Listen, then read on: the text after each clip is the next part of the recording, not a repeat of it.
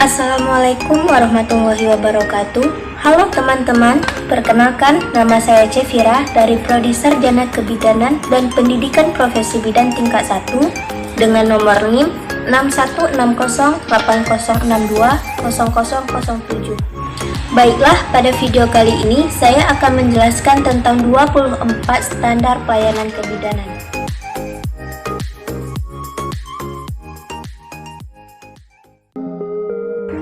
Standar pelayanan kebidanan adalah pedoman yang diikuti oleh bidan dalam melakukan pelayanan kebidanan. Standar pelayanan kebidanan terdiri dari 24 standar, yang mana dikelompokkan menjadi 5 bagian besar. Yang pertama ada standar pelayanan umum, yang mana standar pelayanan umum ini terdiri dari 2 standar. Yang pertama ada persiapan untuk kehidupan keluarga sehat. Bidan memberikan penyuluhan dan nasihat kepada perorangan, keluarga, dan masyarakat terhadap segala hal yang berkaitan, termasuk dengan penyuluhan kesehatan umum seperti gizi, KB, kesiapan dalam menghadapi kehamilan, dan menjadi calon orang tua, persalinan, dan nifas. Yang kedua ada pencatatan dan pelaporan. Bidan melakukan pencatatan dan pelaporan semua kegiatan yang dilakukannya. Yang kedua ada standar pelayanan antenatal, yang mana standar pelayanan antenatal ini terdiri dari 6 standar, yaitu 1. Identifikasi ibu hamil. Bidan melakukan kunjungan dan berinteraksi kepada masyarakat secara berkala untuk memberikan penyuluhan dan motivasi ibu, suami, dan anggota keluarganya agar mendorong ibu untuk memeriksakan kehamilannya sejak dini dan secara teratur. Yang kedua, ada pemeriksaan dan pemantauan antenatal, yang mana bidan mampu memberikan pelayanan antenatal berkualitas dan deteksi dini komplikasi kehamilan. Yang ketiga, ada palpasi abdominal, yang mana bidan melakukan pemeriksaan abdomen secara seksama dan melakukan palpasi untuk memperkirakan usia kehamilan. Yang keempat ada pengelolaan anemia pada kehamilan, yang mana bidan melakukan tindakan pencegahan anemia, penemuan, penanganan, dan rujukan semua kasus anemia pada kehamilan sesuai dengan ketentuan yang berlaku. Yang kelima ada pengelolaan dini hipertensi pada kehamilan, yang mana bidan dapat mengenali dan menemukan secara dini hipertensi pada kehamilan dan melakukan tindakan yang diperlukan. Yang keenam ada persiapan persalinan, yang mana bidan memberikan saran yang tepat kepada ibu hamil, suami, atau keluarga pada trimester 3 untuk memastikan bahwa persalinan direncanakan dalam lingkungan yang aman dan memadai dengan pertolongan bidan terampil. Yang ketiga ada standar pelayanan persalinan. Standar pelayanan persalinan terdiri dari 4 standar. Yang pertama, ada asuhan persalinan kelas 1. Bidan menilai secara tepat bahwa persalinan sudah dimulai dan memberikan pelayanan kebidanan kepada ibu selama proses persalinan berlangsung. Yang kedua, persalinan kelas 2 yang aman.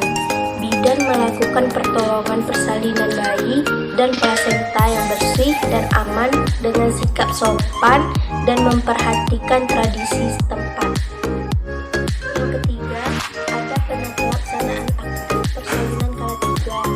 Bidan melakukan penata-laksanaan aktif persalinan kelas 3 untuk membantu secara aktif pengeluaran plasenta dan selaput ketuban secara lengkap untuk mengurangi kejadian pendarahan pasca persalinan kelas 3.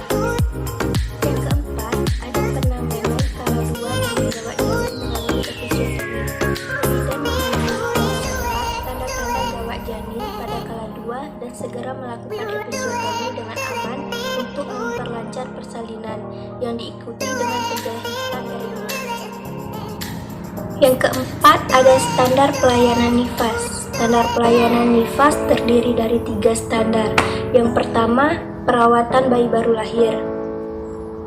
Bidan memeriksa dan menilai bayi baru lahir untuk memastikan pernafasan spontan, mencegah asfiksia, menemukan kelainan, dan melakukan tindakan atau merujuk sesuai kebutuhan.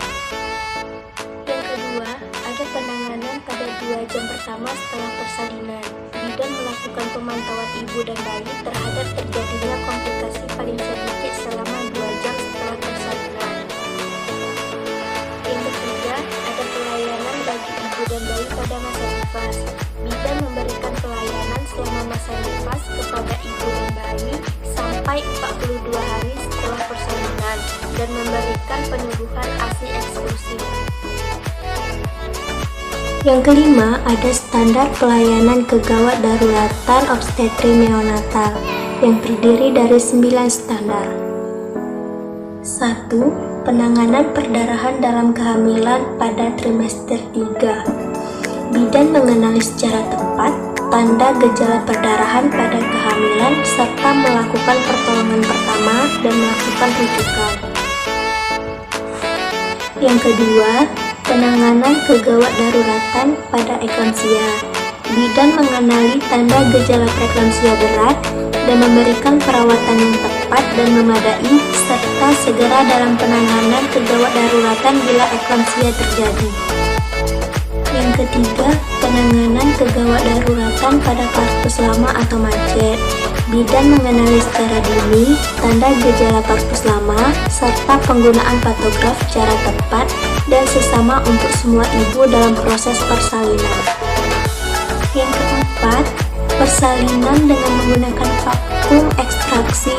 Bidan hendaknya mengenali kapan waktu yang tepat untuk menggunakan ekstraksi vakum, melakukan secara benar dalam memberikan pertolongan persalinan dengan memastikan keamanan ibu dan janinnya. Yang kelima, penanganan kegawat daruratan retensio plasenta. Bidan mampu mengenali retensio plasenta dan memberikan pertolongan pertama termasuk plasenta manual dan penanganan perdarahan sesuai dengan kebutuhan.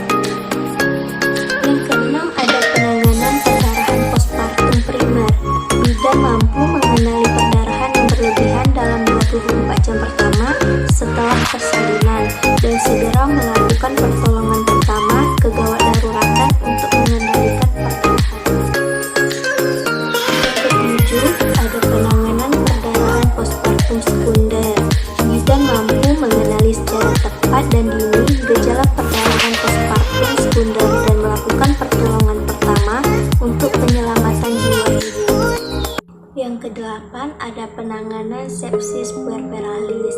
Bidan mampu menangani secara tepat tanda gejala sepsis puerperalis dan melakukan perawatan dengan segera merujuknya.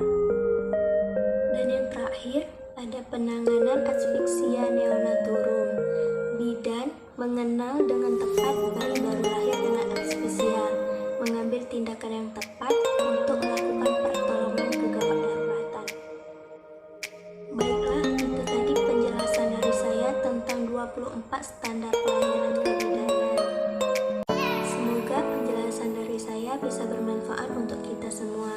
Jika ada terdapat kesalahan kata, saya mohon maaf. Saya akhiri dengan wabillahi